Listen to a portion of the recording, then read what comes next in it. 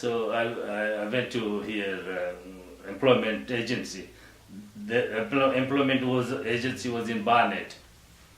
So I went, I saw an Irish guy, there. I said, look, I'm looking for a job here. He says, are you a cook? I said, no, I can't cook. He says, can you, accountants? I said, no, I don't know about nothing about that.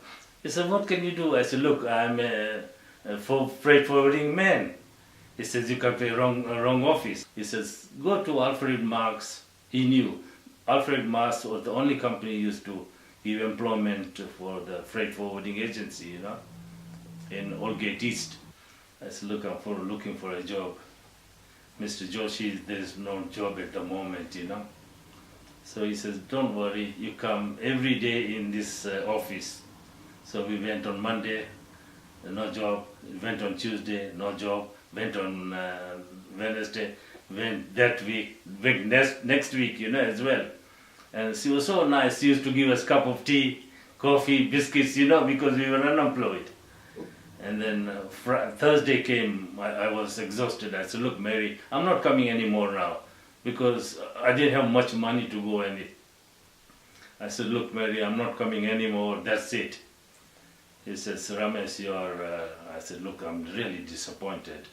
I don't think I'll get a job ever here, And Friday, he said, look, doesn't matter, come Friday. So I went Friday, and the job came. He said, look, there's a job going on in, what's the company's name? Michael Gibbons Export Limited, something like that, He said, they're looking for a man, So gave me address. I went there, saw the manager there. And then he says, okay, you come on Monday for an interview. So I went on Monday. I saw another 2 girls, 1 boy and me. And we were all sitting on a very big desk, in a conference room. Big desk, me wearing a nice suit, tie. And then I asked the girl, I said, do you know anything about shipping? She said, no. I asked the other girl, I said, do you know anything about shipping? She said, no. I asked the boy, I said, do you know anything? Then I said, look, I got a great chances of getting a job because I knew. And then the phone rang. We were looking at each other, it's not for us, because we came for an interview. I said, I don't know, it rang for 5, 6, 7, 8, 9 times, I had a girl, I said, look, I picked it up. And he says, look, this guy says, look, I want to ship a car to Australia.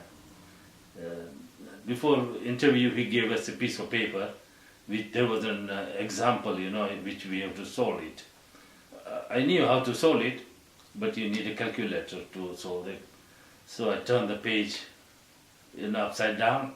I got his detailed name, address, everything. Where do you want to send? From London to Sydney, FOB value, replacement, all these things, I wrote down on a piece of paper.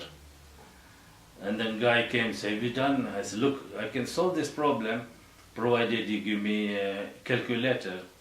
He took away and he says, now you can go. I came home and I told my wife, I said, look, chances of getting a job is nil. I don't think I'm going to get a job. And then he says, don't worry. I got a letter on Saturday. He said, Mr. Joshi, come on Monday and for an interview. I went there and he said, you took the message? I said, I took the message. That's the right way to take the message to ship a car. I said, look, then he called himself Alan Sainty. He says, you can call me Alan. And he says, can you solve this problem? I said, yeah, give me a calculator. He gave me a calculator. I solved the problem. He said, yeah, this is the way we do, He says, you are employed from today. Before going in the job, I saw Mary, I went to Mary first and then to job. I said, look, they're offering me a job. He said, look, Mr. Joshi, they will give you about 27 or 28 pound. You asked for 30 pound. You see, I said, okay. I went there. He offered me 29 pound, He said, we'll start 29 pound a week, And then I said, look, I'm a married man. I'm come as a refugee, can you do 30? He looked at me, says, okay, I'll give you £30. And then I got the job. And